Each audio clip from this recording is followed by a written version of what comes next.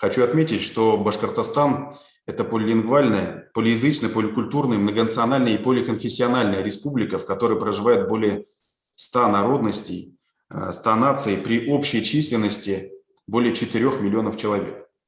Действительно, поэтому перед нами стоит непростая задача построить инновационную систему образования, которая бы учитывала национальные и этнокультурные особенности нашего региона. Сегодня мы проводим межрегиональный научно-методический семинар «Проблемы и перспективы полилингвального и поликультурного образования в регионах Российской Федерации».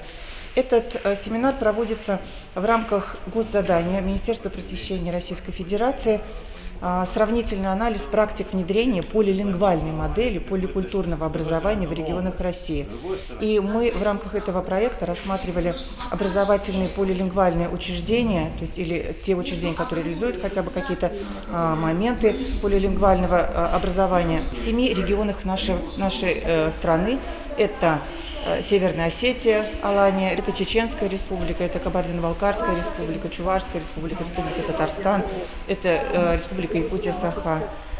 Ну и, соответственно, наша республика Башкортостан. Основная задача была наша посмотреть возможные модели, которые существуют, сравнить их. И вот сегодня как раз на нашем семинаре мы пытаемся, наверное, решить какие-то, может быть, даже не решить, но во всяком случае обсудить те практические вопросы, которые возникают при реализации этих проблем. Что касается полилингвального образования, так здесь еще достаточно много вопросов, над которыми методически нужно поработать. И сама форма организации в разных образовательных учреждениях, она немного разнится, подходы разные.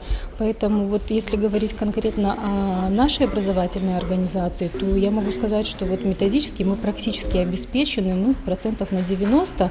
Единственное, чего, например, нам на данном этапе не хватает, это вот некого сформированного контрольно-измерительного материала. Аланская гимназия Таразонова Мадину Викторовну, городской округ город Уфа, Аминева Наиля Радикович.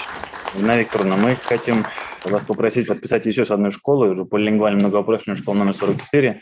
Обязанность директора выполняет Потому что Булат Салаватович.